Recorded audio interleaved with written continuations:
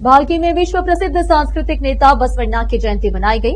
कल यानी 30 अप्रैल बुधवार को 892वें बसवण्णा जगत ज्योति बसवण्णा जयंती उत्सव को बसव भक्तों द्वारा बड़ी धूमधाम से मनाया गया। कार्यक्रम में लोगों ने बढ़ चढ़कर हिस्सा लिया और कार्यक्रम को सफल बनाया। इस अवसर पर मंत्री ईश्वर खंड्रे, बीदर जिले के सांसद सागर खंड्रे, पूर्व विधायक प्रकाश खंड्रे, नारायण जी शुगर फैक्ट्री के अध्यक्ष डीके सिद्रा, बसव उत्सव समिति के अध्यक्ष शिवलोक खंड्रे और कई अन्य गणमान्य लोग मौजूद रहे। और इस अवसर पर बड़ी संख्या में युवक युवतियों ने जुलूस में हिस्सा लिया और कार्यक्रम को सफल बनाया। भालकी से संवाददाता संवल की रिपोर्ट। ऐसे और भी अपडेट्स जानने के लिए बने रहे केपी न्यूज 24/7 के साथ। लाइक, शेयर और सब्सक्राइब करना ना भूलें। ಬಸವಣ್ಣನವರನ್ನು ಬಸವಾದಿ ಶರಣರನ್ನು ಎಲ್ಲ ಮಹಾಪುರುಷರನ್ನು ದಾರ್ಶನಿಕರನ್ನು ಸ್ಮರಿಸುತ್ತಾ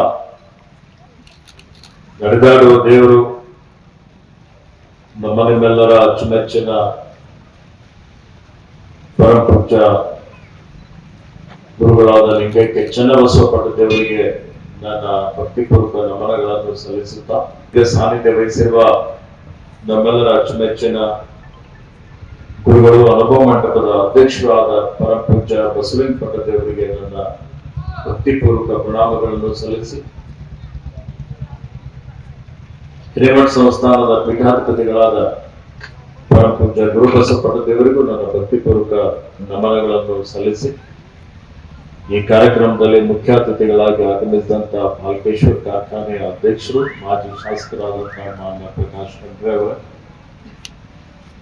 ಸಂಸದರಾದಂತಹ ಮಾನ್ಯ ಸಾಗರ್ ಖಂಡ್ರೆ ಅವರೇ, ಉತ್ಸವ ಸಮಿತಿಯ ಅಧ್ಯಕ್ಷರಾದಂತಹ ಮಾನ್ಯ ಶಿವ ಲೋಖಂಡೆ ಅವರೇ, ಇನ್ನೂರು ಮುಖ್ಯ ಅತಿಥಿಗಳಾಗಿ ಆಗಮಿಸಿದಂತಹ ಮಾನ್ಯ ಡಿಕೆ ಶಿವಕುಮಾರ್ ಅವರೇ, ಮಾನ್ಯ ಚನ್ನಬಸವ ಬಳತೆ ಅವರೇ, ಮಾನ್ಯ ಅನಿಲ್ ಕಸ್ತೂರಿ ಅವರೇ, ನಮ್ಮ ಪುರಸಭೆ ಅಧ್ಯಕ್ಷರಾದಂತಹ ಸಹೋದರಿ ಶಶಿಕಲಾ ಅವರೇ, ಅಣ್ಣ ತಮ್ಮಂದಿರೇ, ಅಕ್ಕ ತಂಗಿಯಂದಿರೇ, ತಾಯಂದಿರೇ, ಮಾಧ್ಯಮದ ಮಿತ್ರರೇ, ಬಂಧುಗಳೇ, ನಿಮ್ಮೆಲ್ಲರಿಗೆ ಇವತ್ತಿನ ವಿಶ್ವಗುರು ಬಸವಣ್ಣನವರ 892ನೇ ಜಯಂತ್ಯೋತ್ಸವದ ಹಾರ್ದಿಕ ಅಭಿನಂದನೆ ಮತ್ತು ಶುಭಾಶಯಗಳನ್ನು ಕೋರ್ತಾರೆ.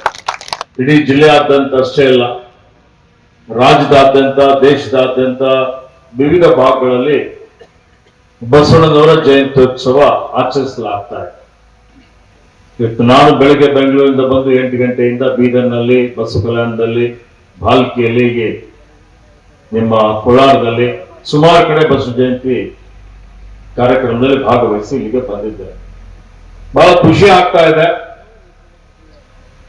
ಯಾಕೆಂದ್ರೆ ಇವತ್ತು ಬಸವ ತತ್ವ ಬಹಳ ಪ್ರಸ್ತುತದಲ್ಲಿ ಬಸವಾದಿ ಶರಣರು ಸಮಾಜ ಧಾರ್ಮಿಕ ಕ್ರಾಂತಿ ಮಾಡ್ತಾರೆ. ಏನವರ ತತ್ವ ಸಿದ್ಧಾಂತಗಳೇನಿದ್ದಾವೆ, ಇವತ್ತು ನಾವು ಮಹಾಪುರುಷರ ಜಯಂತ್ಯೋತ್ಸವ ಆಚರಣೆ ಮಾಡ್ತೀವಿ ಅಂತ ಹೇಳಿದ್ರೆ ಉದ್ದೇಶ ಏನು?